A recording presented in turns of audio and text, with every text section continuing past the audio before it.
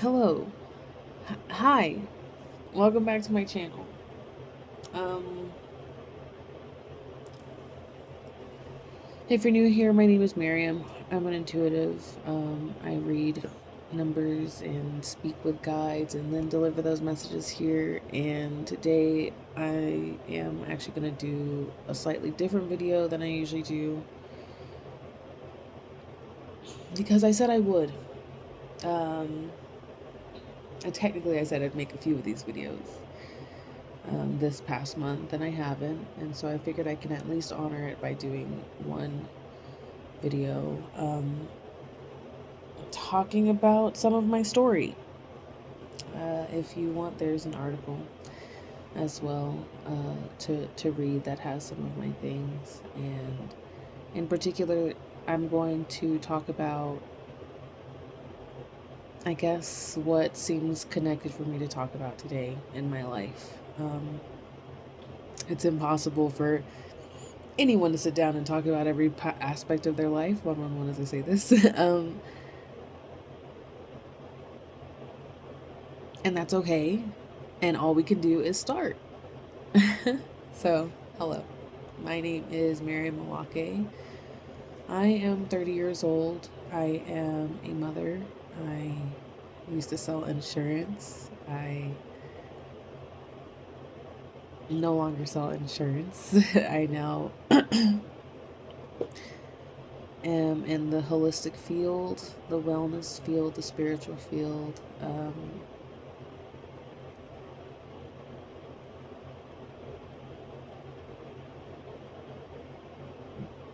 A few years ago, I moved with my job, and it was to expand the company. I was doing really well. I had been moving up the ladder. I had been enjoying the money that comes from moving up the ladder, you know?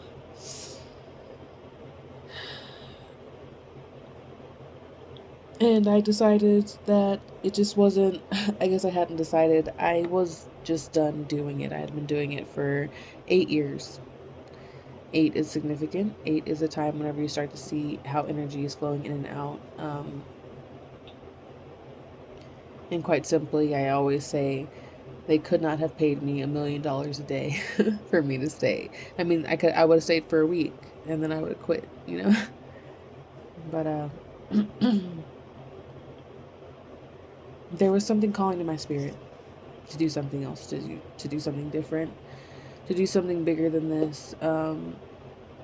I knew that with a lot of the customers that I had worked with in insurance, there were times I was sitting down with them for over an hour, you know, and getting to know them and understanding their lives. And I knew 1111, as I say this, I knew that I was doing the work that I needed to even then.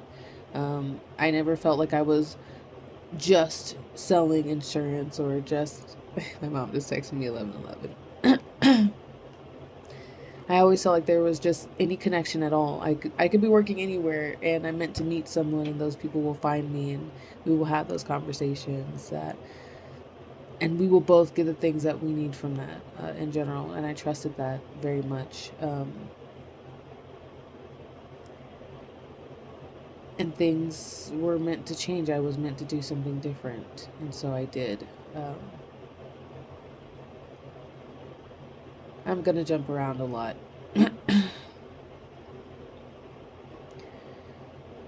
My daughter was born different. She was born with medical anomalies that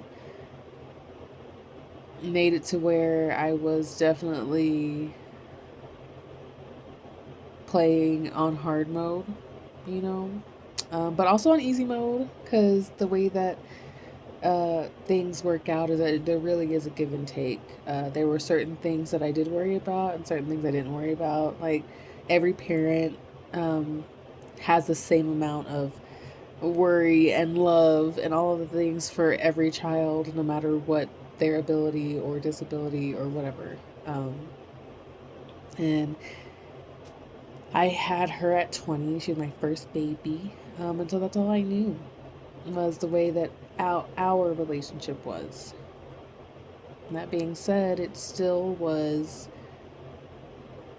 objectively difficult to have motherhood be the way that it was. You know, you have a kid and you realize, holy crap, there is not all of a sudden like some manual. And then like suddenly you see your parents differently and you realize they were just figuring it out on the fly just the way I am.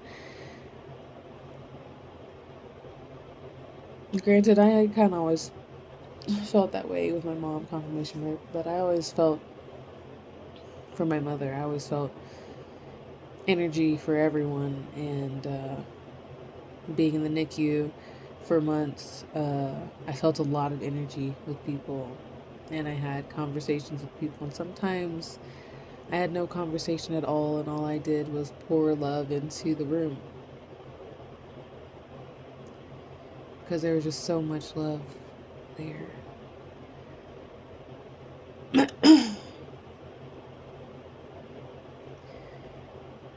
Before that, I was young. I was 20. Before that, I was in high school, living my life. I wouldn't say in ways that all teenagers lived because I was working through my own issues um, as a teenager, hormones, all that, diet culture, um, and also I am a survivor of many different types of abuse. And a lot of my life, I accepted that it really wasn't bothering me that much. I was good. I was fine. It is what it is. Um, and because it was normal in my life, I kind of allowed it to be normal in general, or acceptable. And so I tended to belittle my traumas because it was a lot easier to do that. And honestly, a lot easier to focus on other people's traumas and help them through that. People always told me how wise I was and how how guided how they felt by me. Um, and so going back to when I just felt like I couldn't work at that place anymore, I couldn't do this job specifically. I had other things to do. My daughter was at an age where she looked like me when my first hurts, and my first life altering views of the world were created. Um, and after all those years of feeling like I just did not feel like I was affected by that stuff because I had talked about it and like my parents knew and I had a support system and you know I was very loved. Um, so it was like I was always so looking on the positive side of things that when all of a sudden the word trigger means something different to me because I knew what it was. I've heard it and even in my past I was like I was triggered and that was a mega trigger. um and so I knew that it was I really had no other choice but to work on myself and to heal and to work with my shadow and my inner child and my guides and my everything to heal as much as I could in this specific instance in this time, to love my body because I there was a lot of things in general. And when you're raising a daughter, you just don't really want to like hate on yourself. You know, you want to love on yourself. You want to be everything that you want her to be. You want to be able to show her how to be a woman, who loves themselves. And who cares if they're a woman or not? Like, you just want your child to love themselves. And finding ways to heal and love myself and be the best mother that I could be was by leaning into a gift that I had all along, which was numbers.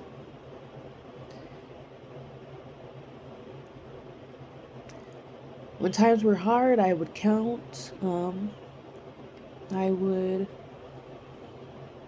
mix numbers together on digital clocks. Because sometimes when minutes seemed like years, I could play games with the numbers. And numbers would give me different energies, like different attitudes.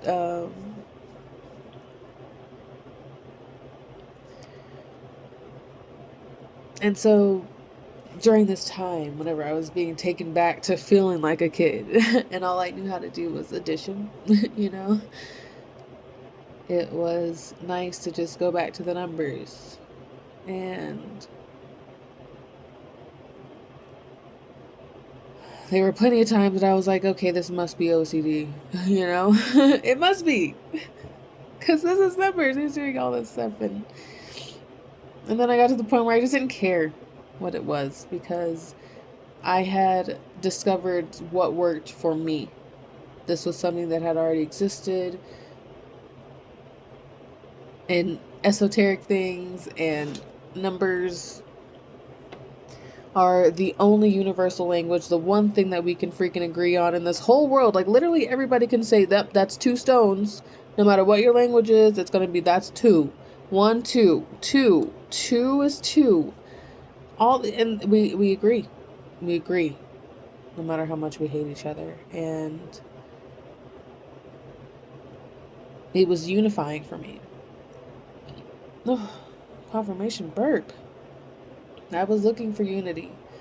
I was looking for community, because at this time I felt alone and different and just trying to be the best mom I could be. Because it's hard being somebody who cares and who gives a fuck about what people think about them. And a lot of it was that. I grew up in I am very privileged in so many ways, and I see my privilege all the time. And so even with that privilege, there has to be there is a pay exchange, even when there doesn't have to be. So, like, growing up, it was a lot of, I was both the best and the worst all the time. And so that was very confusing for me. So, imposter syndrome is no joke for me. 1331, as I see that. It has always been, because I am a mixed child, and I was raised in the Black community, there was a simultaneous thing happening all the time. I was both the favorite and the least favorite, like, at the same time. Like, parents would dote on me in front of their kids about my hair texture or my skin color or my whatever it was, and then complain about the things that they had to deal with those things about their children. So then their parents would be doting on me, and then I'd be left to play with the children. And I don't understand why a parent would do that to their kid. I don't understand why somebody would compare their child to another child. And during those times, this was something that is a generational thing, because it's like, it's not necessarily to do with race. It just, in my specific case, that's what was brought up. In other cases, it's with no race involved. It's weight, it's academics, it's comparing your child to another child in general in any way, and then being like in front of them, and just at all, it gives people a complex. It gave me a complex. I don't know what I am. Can I just be in between? I'm fine with just being in between. But it's a sore subject in general, but it's all understandable too, because there were times that, because I grew up in such a comparative world, that's all I knew how to do was compare. Well, me to them to me to them to me, them to them, us to them type of thing all the time. And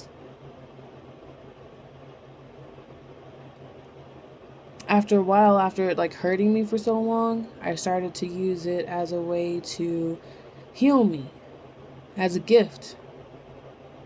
I was given the gift of comparison. Although they say comparison is the thief of joy, what I was able to do was compare lives, my life to Mattis, my daughter's life, and my life now in comparison to my mother's life at that age, and see how through comparison there is lots of contrast, that there were lots of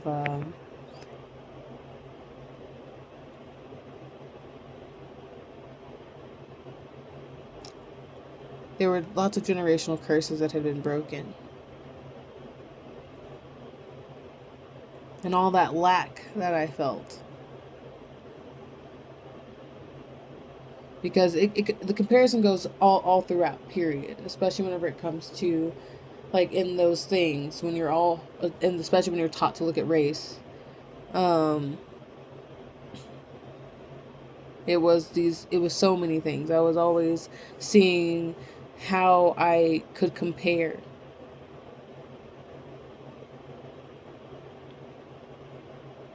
And whenever I was able to release this thing that was so painful for me, and the way that I released it was by alchemizing it and integrating it and using it, as opposed to demonizing it and segregating it, and like, it was something a lot easier for me, because not everyone that I was meeting was comparing the way that I was comparing. Not everybody that lived the way that I lived, so they weren't feeling the way that I was feeling. Their minds weren't working that way. And the people that I was around was a one family. It wasn't a whole bunch of people. It was one particular family that had a lot of their own generational stuff that they had not been working on.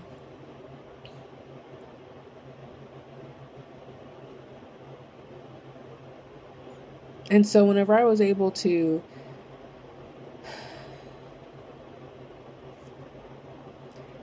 lean into my numbers and lean into the gifts that I was given, understanding lack, understanding comparison, understanding duality, and how duality is a lie and how it's there, but it's just not really, oh gosh, it's there, but it's not really there. Duality is something that is happening all at once, which means it is one thing. Except we are seeing it from different angles. And whenever I was able to embrace that both duality and non-duality is the same thing, and on and blah blah blah, and dive into esoteric things and have wild journeys of forced fasting, because I was so sick trying to discover. And this is all the things too. It's like if I were to run a cult, the thing I would be is numbers and gluten intolerance. We're gonna follow our numbers and we're not gonna eat gluten. Those are my two rules. Those are my two big ones. All the other ones are pretty like, you don't, people know not to hurt each other. People know not to do the things that are obviously bad. I don't have to tell people that. This is something that's different.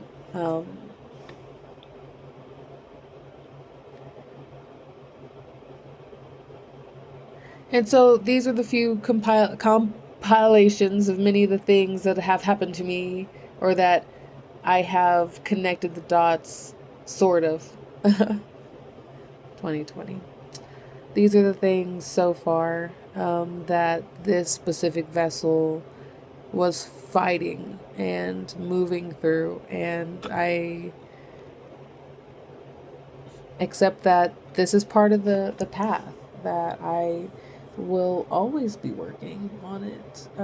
It's a full life path to learn the thing that I'm meant to learn, that this self is meant to shine learning about and absorbing and comprehending. And so essentially, I guess I was going to say some stuff that's like, hey, this is why people listen to me. I don't know why people listen to me all the way. I don't know why I always have the right thing to say. And I don't care to know why. I accept that this is a gift that was given to me since I was very young. I accept that even before I was traumatized, I was highly sensitive. And that all the gifts that were given to me are the reasons why I survived. Not because those things happened to me, but because I was already built to last. And people who find me are kindred.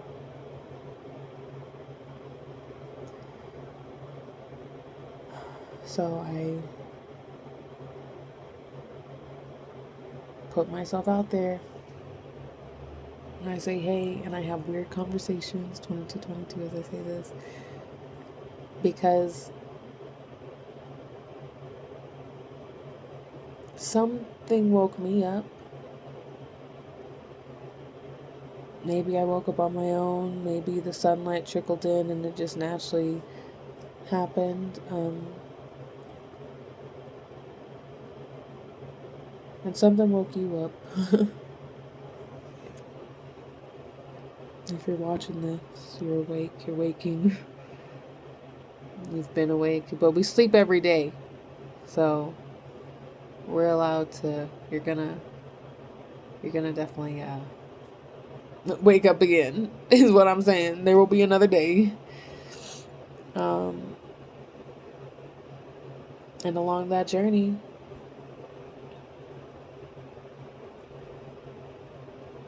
you'll feel comfortable with yourself. Not necessarily just like physically and all of that, but like you will find comfort and solace, and like eventually you can trust yourself again, despite all the things that happened in the past that made you feel like you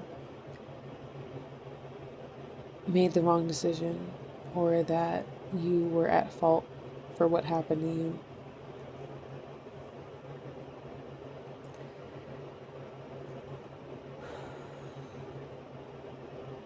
Sometimes we just don't know, and then we learn, and we never make that mistake again.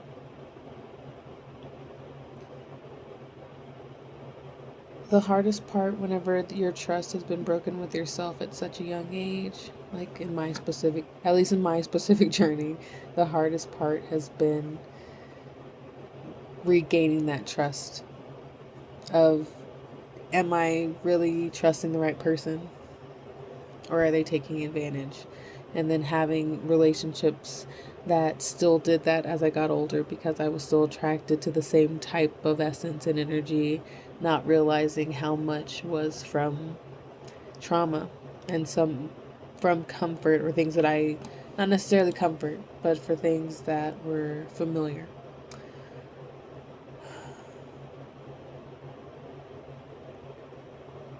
And so learning how to break those cycles is going to be something that will always be here. Trusting myself is a long journey. As of right now, we have a lot of good trust going on, and then only time will tell. 11:33 as I say this. And the way I built that trust with myself and have built that trust with myself was by listening to myself whenever I felt like I was going crazy. And I was like, hey, kiddos vacation, summer vacation. And then kiddo goes to grandparents for summer vacation. And then I'm like, okay, my job is this. 2552 as I say this. My job is to be as healed as I can so then I can be the best parent that I can be. So I don't have to feel like, that I can just deal with regular stuff. That I can whatever and not feel scared was the main thing. Was just so much fear. I was so fearful, and it really sucks being scared all the time. And so I had to find ways to really bring my faith back and really trust that intuition and connect to my gifts and speak with the angels the way that I used to whenever they came to me to help me, to guard me.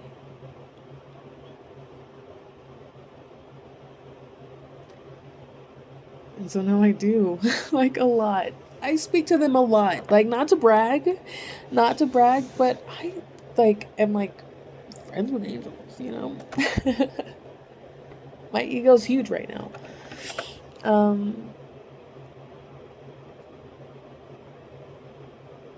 This is all over the place, and I don't necessarily want it to be in one spot because my life wasn't that. It was all over the place, and it has been beautiful and continues to be so amazing, with all the parts that are there. I walk in faith in a way that is sometimes really baffling to people. And I understand it because it's scary. Like the idea of what I'm doing, of what I have been doing is scary. And I'm okay with doing it scared because it's all for the next generation. It's all for whoever needs it, honestly. These waves of new minds, new consciousness, all of this is just, it's so much bigger than me, and I'm so thankful to be a part of it. My ego is here to save the world, so it's huge and massive, and it probably will never go away. And I can accept that. In the meantime, I will continue to do the things I'm gonna do. One that make me happy. I'll continue to share my stories in more ways. I might break it down into different things one day, because it's 30 years of life, and certain things have been significant to me, and now even as I bring them up to talk about it, things are still significant.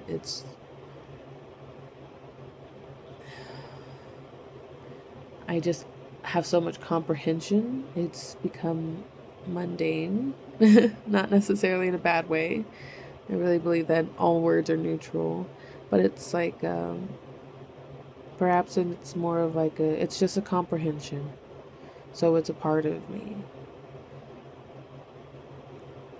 Before, whenever I was figuring out my craziness, it was like, this is what happened to me.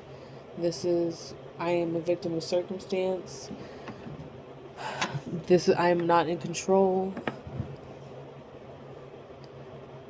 And how 180 that is for me now. How I walk in so much faith. How much comprehension I have as to how come these messages come through me is just something that I'm so thankful for. And through comprehending it, it allowed me to feel more comfortable in my energy and not so feel fearful. I was able to move out of that realm of fear and move into oneness, move into presence. It's just been really something that I'm thankful strictly for me, selfishly, for the things that I get to experience, that I get to not be scared all the time.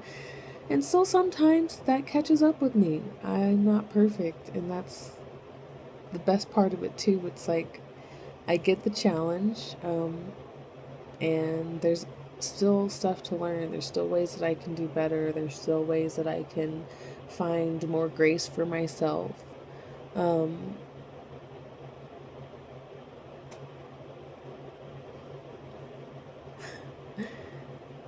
And so now I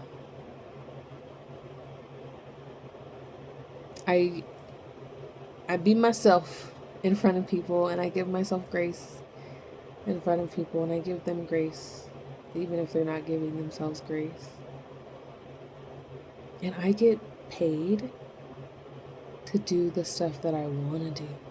I get paid to advise people and help people along their journey of healing that they're already doing on their own. A lot of times I get to read for people and do their numbers, and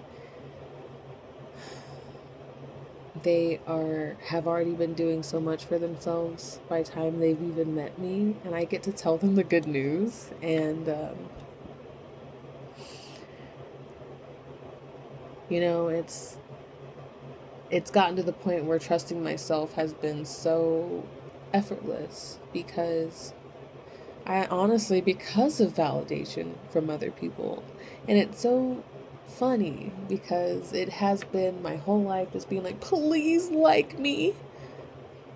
And the word validation means different things. It's like, oh, I'm seeking validation through this. And so all these guys, whatever, but validation is just like, am I right about that? And the amount of times that I've been able to provide messages for people that I can't even remember, yet they resonate so deeply with people, specifically to people, to the person that I'm talking to, not just oh, everybody, this specific person is in tears. And that comes from the God-given gift that I have.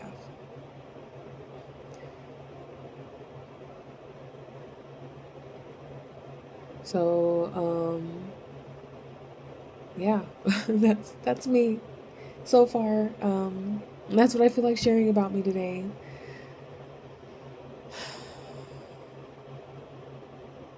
And I'm gonna keep looking out for the numbers. I'm gonna stay synchronized. I'm gonna just remember me, because you're gonna be sick of my face one day because you're gonna be seeing it all the time.